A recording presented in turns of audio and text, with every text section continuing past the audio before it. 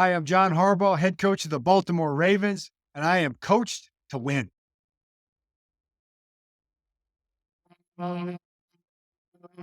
Go get me some knowledge. I want to start with this. I was doing my research like I always do, and I came across an old video of your dad doing a talk at Western Kentucky.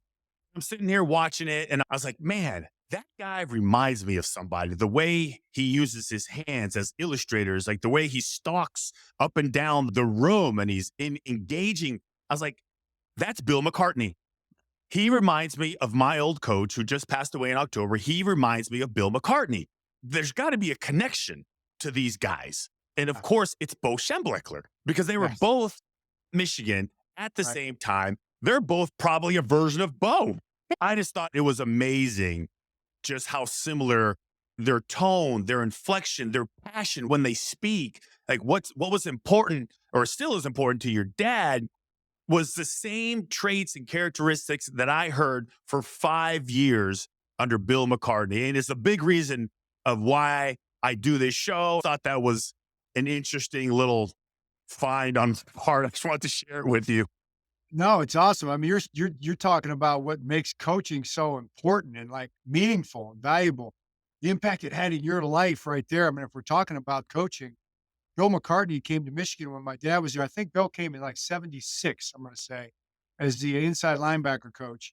I think actually Gary Mueller went to Illinois maybe as the head coach or something like that. I'm not exactly sure that the story. And he brought his kids, Mike and Tommy and all those Yeah. guys. They were younger than Jim and I. And so they were running around and we had them in headlocks, and playing basketball with them and stuff. And it was. And Bill, I remember Bill, like my dad, I would say both those two guys are in their own right really dynamic, charismatic guys, that you can Yeah. see it. My dad is just an amazing speaker and an amazing motivator. And he comes around to our players, Christian now. They love him. They love Yeah. being around him. But then Bill McCartney was that same kind of guy. Yeah. And he went through the transformation, from a faith perspective while he was at Michigan there and Mhm. leading into that. And that was kind of his whole thing. And his story is incredible. But I'm sure that their style and their values like are massively impacted by Bo. I'm Yeah. absolutely 100% sure of What a crazy connection. And there you are beating up on the young McCartney kids. it. Well, I appreciate you bearing with me on that one. So it's all about coaching philosophy. When I started this thing in October, I had reached out to Matt Hasselbeck because I was like, trying to get some numbers. And he was like, hey, John Harbaugh's doing this very same thing. And I was like, wait, what? I'm like, looked at your website. And I'm like, oh, yeah, but he's doing it much better than me. No, that's not true. Let's just start from the beginning. Why coaching? What is it about coaching that you personally like? I was not going to coach. I was going to actually go to law school. And I got out of college. Some people say the twilight of a mediocre career. Mediocre. I would have loved to have been a mediocre football player. So, like, what are you going to do? I was going to the next thing. And my dad was the head coach at that time at Western Michigan University. And, they had like 4 or 5 coaches on the staff. And I was going to grad school and I was 21 years old. And a coach left and he's like, hey, I need a coach, and I'm like, "Dad, I don't really." And it was running backs. I played defensive back. It's like, "Dad, I don't know anything about running backs." He goes, "Don't worry about it." He goes, "Our coaches will tell you everything you need to know. Just coach what we teach you to coach." And I did it for about 2 weeks in training camp, and I was like absolutely hooked. We had a running back named Otis Cheatham, who was ended up being just he was actually older than me. This little great running back from Detroit. We got to be like great friends because we were the same age basically. And we were playing my school in our opener, Miami University, Miami, Ohio. And a lot of my buddies were still playing on that team. Matter of fact, much of my friends, Christian, my guys, came up for the game, stayed in our house the night before, the night after. We got in a little bit of trouble the night after, of course. But Western, my dad's team, and I was coaching running backs, we won the game. And we rushed for 216 yards in that game. Of course, I'm like, I just played for this team, and to feel that, have that experience in that moment of just celebrating in that locker room with those guys, as a player, it's like, man, you have it as a player. It's like, I don't want to ever lose this. And really what it is, it's being with those guys, being in that locker room, being with those guys every single day, the camaraderie, the joy and team and family and all those kind of things. And that is as time's going on, it grows into so many more things and such a bigger understanding. But that was the reason at the beginning. You mentioned that you were hooked. You were hooked before your first win, or hooked in that celebrated locker room that I think most players relate to? Well, I was hooked in training camp because like it was the like I didn't realize like how you think you know a lot of football because you play and you realize you don't know anything.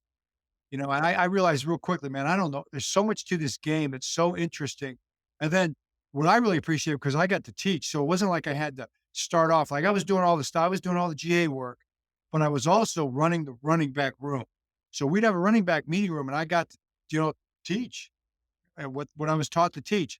And it was just so exhilarating and thrilling to be a teacher with those guys and to work through the problems and go through the tape and walk about it. It's just it's the whole package, man. I mean, coaching is it's an incredible profession. The one thing that stands out from every coach that I've talked to is the teaching aspect, because that's basically all it is. You're just teaching, and some teachers are better than other. You start there. Your coaching journey, John, is littered with random stops here, different position coach there, long tenure at Cincinnati. You've almost coached every single position, special team coach, running backs, tight ends. Was there ever a time where you were just like, I'm never going to get to where I want to get to? Or were you just happy with whatever position you got? No, that's a great question. Like that, I mean, I could bore everybody with that all day, but I was that guy. Like you talk about the non-traditional path. I was that path. I'm a pretty strong Christian. I like to believe, and I have a lot of faith. And I think I'm kind of the classic example. If you can throw the 5-year plan out the window, you just don't know where God's going to take you or for what reasons. And life, I've heard this recently. Life is best understood in reverse. So as you go back and you look back and you say, oh, now I can see why this was the path or that was the reason or whatever. Um, Most of the guys, like I knew I wanted to be a head coach. And I thought when I reasoned when I was, 23, 24, 25 years old, that if I'm not a head coach by the time I'm 45, I'm out. Now guys, they're mad if they're not head coaches when they're 32, 34, the Sean McVay effect. Yeah. But it was kind of like, if I'm not by 45, I'm going to have to, because no coaches weren't making any money. And I'm just like, I'm just not going to be able to do that. And as I was starting up, I was like, I wasn't a guy that had I wasn't the O-line expert. I wasn't the quarterback expert. Mike Godfrey told me one year, I was coaching for him at the University of Pittsburgh. And he said, you got to be an offensive skill coach. You got to become a quarterback coach. He goes, you can be a head coach, but this is the path. And so he put me in the tight end room, and I learned from Sid Gilman for a year because he was a senior assistant on the staff.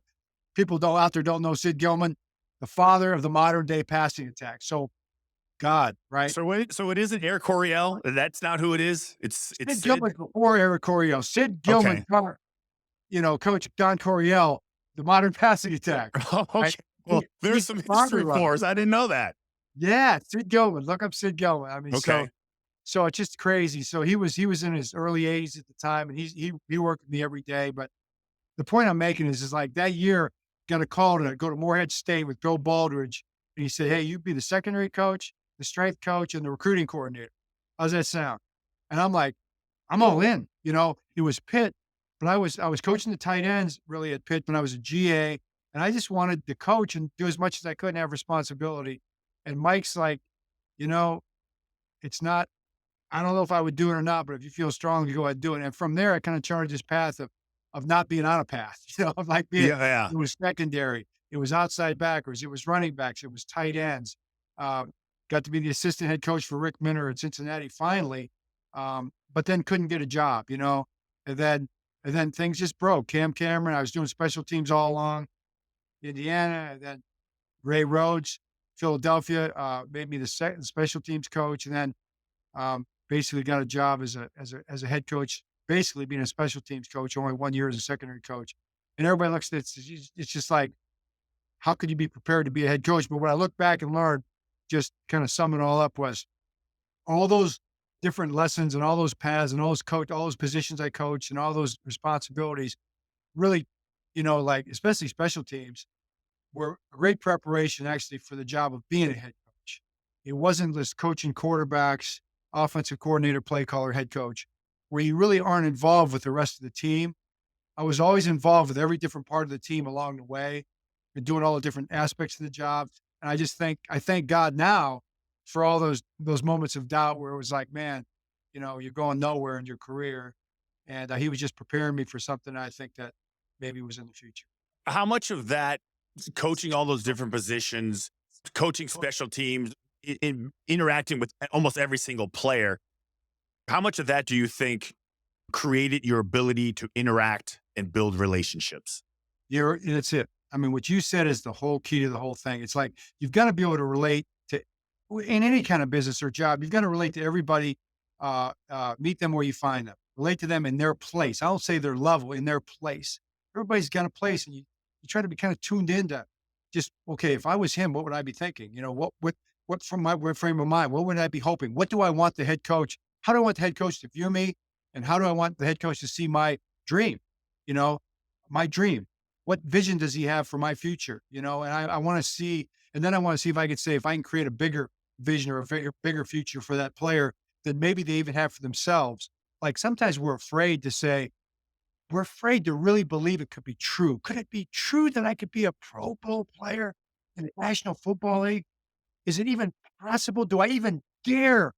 Because if I say it, somebody might laugh and think that that's so ridiculous because I'm just an undrafted rookie free agent who played at, McNeese State or somewhere.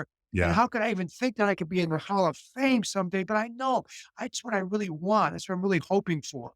Okay. And so I think speaking into that, that kind of like that potential truth is what, like, to me, I try to do. It's like the greatest joy in coaching. So that relationship is built around football. Okay, now let's start. And then you say that you say, let's start talking about that. Like, what's it going to take to get there? And are you Yeah. willing to do that? What it's going to take to get there? And to me, that's the funnest part of the job. I would just add to that what your perceived limitations are when you walk into an organization, what somebody has labeled you as, and your ability to. I do think there's this fear of failure that some young athletes avoid addressing what I can become because maybe there's some shame that comes with it. Maybe there's somebody who's watching. Hey, you were talking about how you want to do that and you fell flat on your face. How's it feel now? Right. So if you're trying to encourage people to overcome their own perceived limitations, what are some tricks or phrases that you use to got to get them out of their own way? Well, one of the things I tell the guys all the time is like, you need to express your vision, your dream, your plan. And when you express it, if somebody's not laughing at you, your dream's not big enough. I mean, Love it. that's how people are. That's how the world is. Yeah. My goal is for people to laugh at me. My goal is for people to say, you could never. I mean, to be a head coach in the National Football League, there was a time, believe me, when I wouldn't even have said it. And people would have laughed if I had said it. Although I know in my heart, I believed I could do it. Um, I want to encourage guys. I want to encourage guys to meet that head on what you're talking about, like the whole pigeonhole thing. They want to put you in a box and define you. They want to define you. Who can define us but ourselves? You're your own owner. That Steve Bisciotti owns the team. Lamar Jackson is the owner of Lamar Jackson. His career, his persona, his actions, his thoughts, everything. So and there's no other Lamar Jackson in the world besides Lamar. We can all see that now, right? Well, there was a time when a lot of people laughed at Lamar's dream to be 41 touchdown passes to 4 interceptions. I promise you, there are so many people that would have laughed 10 years ago at that prospect. And you know what? But Lamar wasn't laughing. His mom wasn't laughing all those years ago. And I think that's true for everybody. We had a bunch of girls in here, Christian, yesterday, the Lift conference. And they're the young leaders, high school athletes who are just designated from their high school as being leaders on their teams and in their school. And they come in and they're just like my daughter was, 7, 8 years ago. And I just see them and I just want to like, oh my gosh, you got your whole future in front of you. And it just, the idea is that there's nobody like you. There's nobody that can do what you do the way you do it. There's nobody for Allison, my daughter, there's nobody that can play the way you play. So yeah, you can play better, you can play harder, you can learn, you can improve, but don't let any coach or any player or any fan or anybody else tell you that the way you play is not the way you play. The way God taught, the way God gifted you to play. You see the field, you move the ball, you've worked hard to build in that skill set. You embrace the way you play that way. Nobody can hold you back. You're the only you there's ever going to be.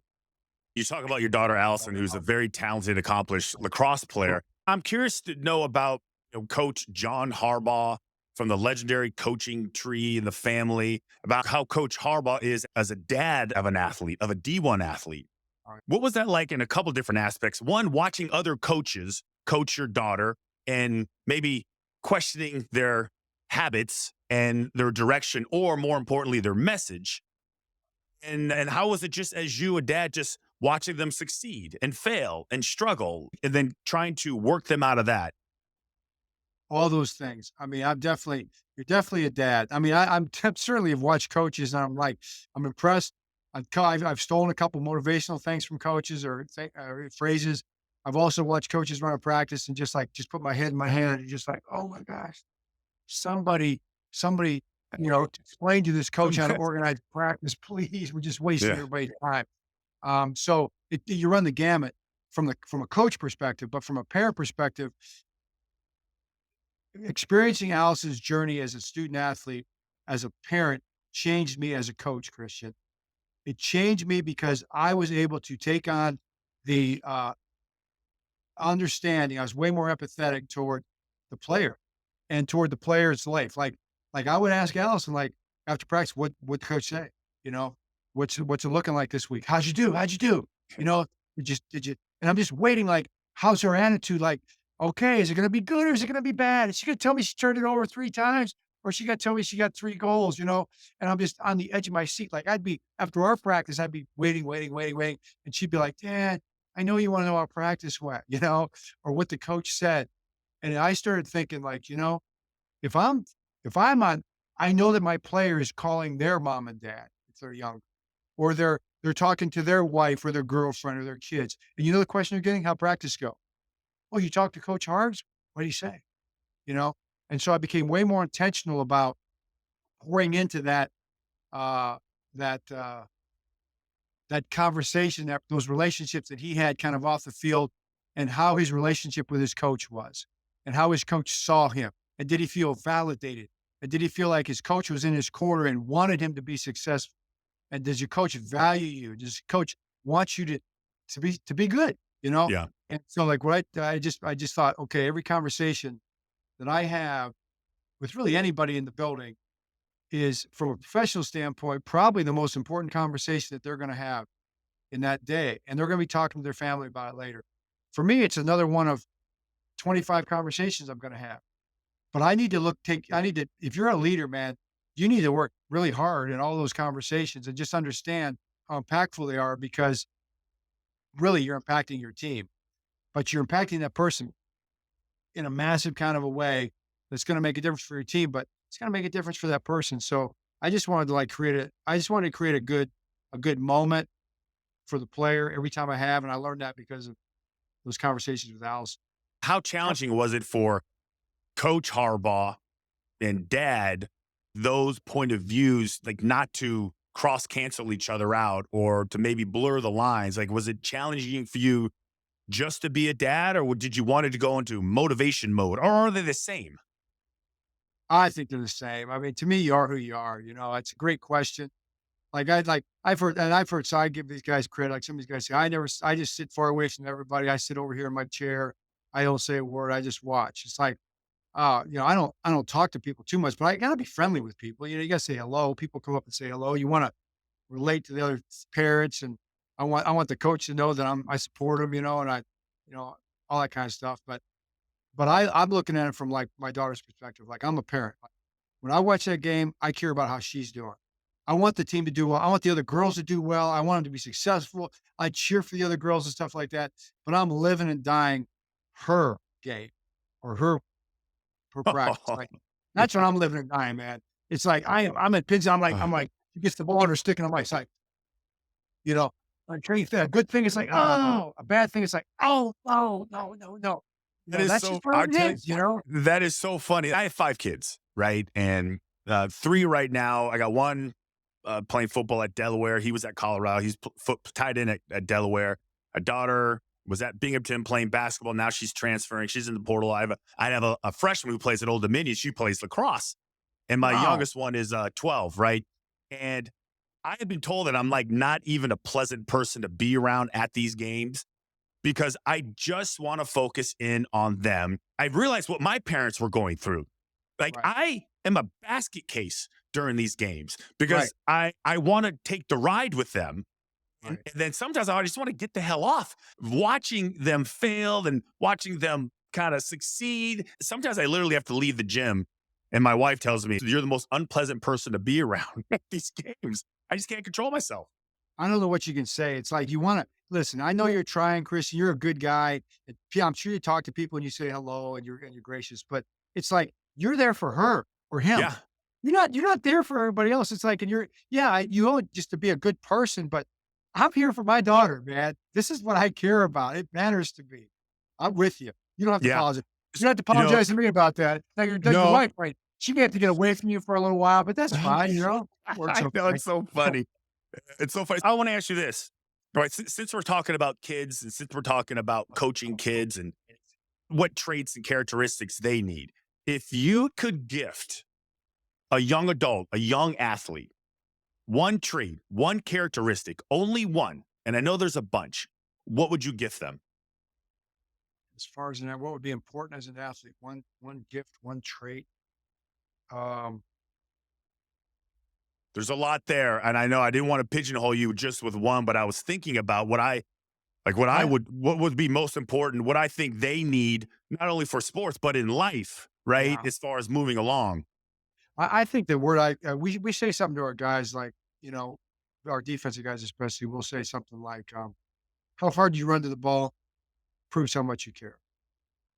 So like I think what anybody wants to see from any person that's involved in a team or anything, I want them to really care. Like, I want our team to really care about everything that goes into what we're doing. The team, the individual, the weightlifting, the meetings, football, how they treat one another. Uh, you know, yeah, go home, get your rest, what you eat. I want you to care so much. Like you care so much about your kids at that game. That's what I want. And I think there's a lot of things that go into that. So I mean, nobody wants to have somebody on their team that doesn't care. Yeah. And it doesn't mean that you don't care. You care about yourself more than the team more than yourself. All that stuff is kind of nuanced out. But if a person really cares, like they want to be successful and they want to do what it takes to be successful and be their best, we can work with that. We can channel it.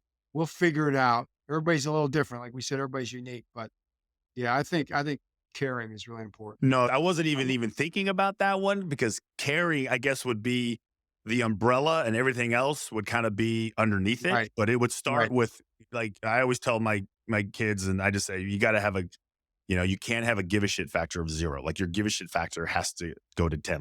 And for us, using a Spinal Tap line, like this one in our family goes to 11. Yeah. Yeah. Um, so I think we're saying the exact same thing. Yeah. yeah. Yeah, it's phenomenal talking with you. I want to talk about the Harbaugh Coaching Academy. Why was it important for you to start that? I think it was important for the same reasons you're doing what you're doing. Because I would watch coaches. There's two things. Number one, we watch coaches, Jim and I both, and we look back on the coaches we had, and there's coaches that we just love because they made a positive impact in our life. They made us feel in a way that we could conquer the world. They said things to us that we'll never forget, that will live on forever in a positive way inside of us. They told us we could be somebody and do something. Then there were other coaches that just weren't. That maybe they said something that we'll remember for the rest of our life that we're gonna, was really debilitating in some ways. Coaches have such a massive impact on young people. It's Billy Graham said a coach will have a bigger impact on more people in a year than any other person will in a lifetime. I really think that's true. And so, like, if we're having this group, this cohort that we're a part of, because we've been around coaches, you coach. It's like, what can we do to help coaches be better, especially youth coaches? junior high coaches and high school coaches, be their very best because they're going to set the course. They're going to help set the course for a young person for the rest of their life. And there's things that you learn from Coach McCartney that have made you the man that you are, the father, the husband, friend, that are just that's why Bill McCartney is a legendary coach because he impacted all these different. How many Bill McCartneys can we help influence to be better? The other thing is, the second track was my dad. My dad taught us so much, and we learned so much about coaching or about life and all the different things. We didn't want those things to kind of just like fade away. We wanted to build a place where these values, principles, stories, all the fun stuff could live, maybe live forever and have a ripple effect uh, in coaching and in people's lives. Like when you watch the website, what you're doing, same thing. There's stuff. It's coaching, but it's life, man.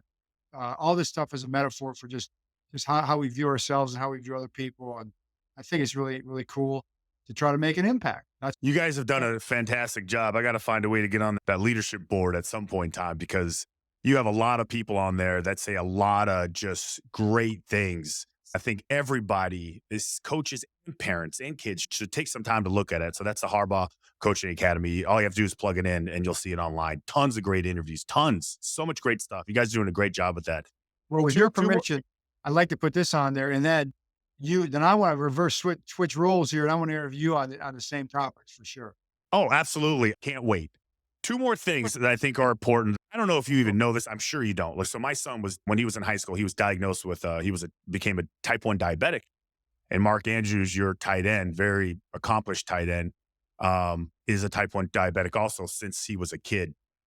I was a fan of Mark. And when my son was diagnosed, the first person I wanted to reach out to was Mark. So I got in touch with him. He was great talking to my son, Caleb, just really explaining everything because he was really down and scared. And so I've always been a fan of him. And then this past season during the playoffs against the Bills, he had probably one of the most uncharacteristic games, two massive plays of consequence that would never say that would apply to him. He had the catch and the fumble, then he had the 2-point conversion drop, which I would say is a really odd, awkward position he was in at a weird angle. But whatever, that's a catch that he makes 99 times out of 100. And he got a lot of flack for not talking to the media, and I'm sure he was down on himself. How did you handle that situation with Mark? Great question. Immediately, I just hugged him. In the locker room after the game, I hugged him, and I told him that we aren't here without you, and that's not going to ever change. And that's it. And he didn't really. He said thanks, and we've talked a couple times on the phone, and we've texted a number of times. And he knows. I think because he just knows. He knows where I stand with him, and uh, I think sometimes in life, like like you said, flack from the media at this level and all that kind of stuff. Like you owe the media, you owe this or that or the other thing. It's like football's like life. Uh, you owe yourself first, and you owe your mental health first, and you owe your spiritual well being first, and because it means so much, because Mark cares so much, the best thing for him was to just just just step back and not say anything. Sometimes it is the best thing not to say anything. What can you say other than, how do you express disappointment? I've watched that tape. I mean, Mark had a great game. Yeah. I mean, he made numerous plays Yeah. throughout the course of that game that got us in position and brought us back and got us in position to even have a chance to win the game. Even after the fumble, he was a big part of that drive to get to have the opportunity to have a 2-point conversion. Like, he was a big part of that. That's football, man. That is football. And you know what? You're gonna look back. Life is best understood in reverse. You're gonna look back and understand what did this mean? In the moment, it's so hard to understand what it means. What are you supposed to get up there and say, well, this is the meaning of what happened? No, this is what happened. It's like in life. I mean, something really tough happens. I make a mistake. I go the wrong way. I do something wrong. It's like, what is the meaning of this? Or some tragedy happens, or some great thing happens. It's like, I don't really know. I'm just trying to figure it out as I go, and that's okay. And I just wish we would cut each other a little more slack Yeah. sometimes in our society. I just don't know why we all think Andy Reid has a note card on the back of his desk. It says he's had it since the day and before, I'm sure, but the day he came to Philly, pinned it up on his bulletin board, and I saw it there. And it said, "Don't judge. Don't judge." And that's a Christian value straight from, our Lord and Savior. Uh, Wow. we forget that. We Yeah. forget that all the time. And that's just No, it's easy. Well, I mean, listen, we can get into how the media judges, and it's just part of their criteria to have a job is to overjudge and overanalyze and be overly critical and point the finger. And somebody has to be blamed for this. And whose fault is right, it? The blame right, pie goes to who? It's like right, an award right. you get. And it goes for the opposite That's wells right. too. That's The, funny. la- the last thing. Okay, so I told you I had 5 kids, but I have 4 girls. And what I think is really cool is the coaching diversity, which is now women in the NFL. And last year, there was about 15, I think, women that had full-time jobs in the NFL. And you have 3. I think you still have 3 on your staff. Why is it important to you to create so many opportunities for women in the NFL? Well, it starts with the fact that like I have a daughter. I have 1. You have 5, I have 1. You have 4 daughters, I have 1 Yeah. daughter. And, I just don't know how I could love a person any more than I love her. And, so I relate through her and her dreams, but, times are different, man. And it's not to say there aren't challenges, but there's challenges for anybody coming into an environment like football or whatever it might be. Uh, I kind of look at it like this, Christian, there's a talent pool. We're in a highly competitive business here. So you mean to tell me there's all this group out here that I'm getting resumes from and I'm seeing that they're coaching and they want to get into this and they're smart in different areas. You've got analytics people, you got teachers, there's offensive high school coordinators who are young females who are scoring points left and right. You mean I'm not going to consider this resume because their name is a female name or Yeah. that would I just got past that, probably because of Allison, and it's like, Yeah. no, we're gonna hire the best people, the smartest people that can do the job the best way because we wanna win.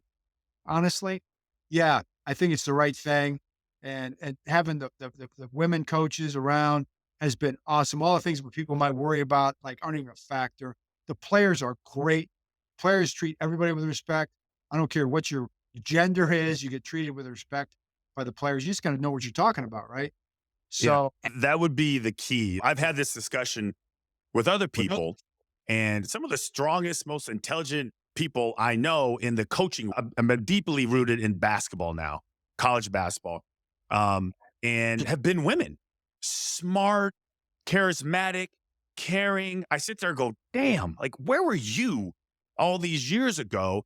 And I'm just happy that there's not that there was this huge brick wall, but there was an obvious stigma attached to it. And there were these perceived problems that would occur. And when I see the coaches out there, I see them interacting on your team, your strength coach. I can't remember who the other staffer is, but I'm okay, just glad it's happening. it is great. It's like, yeah, I mean, hey, it wasn't so long ago when I was just coming up, there were very few women's sports in college. Then Title IX came on. And we were all like, oh, Title IX, this is going to take opportunities away. They're going to cut the men's teams down. It just doesn't seem fair. Well, we want the women to have opportunities, but okay, there was tough, but look at where it's come. And now we look at it and go, of Yeah. course, this is the way it should be. I mean, arenas are being filled up. People are watching women's sports. I get to see our daughters play, and now we wouldn't have it any other way, would we? As daughters, No, as fathers no, and daughters, no. wouldn't have it any other way. And so, coaching is just a logical next step. And we're not too far removed from a lot of 100 years ago. I mean, shoot, 110 or 15 years ago, women weren't even allowed to vote. Yeah. Okay, we're not that advanced, sociologically speaking. We got a long We're way. going really slowly. Like, let's take our time. Like, can we speed? Why are we in first gear? Right. All right. Well, listen, coach, that's it.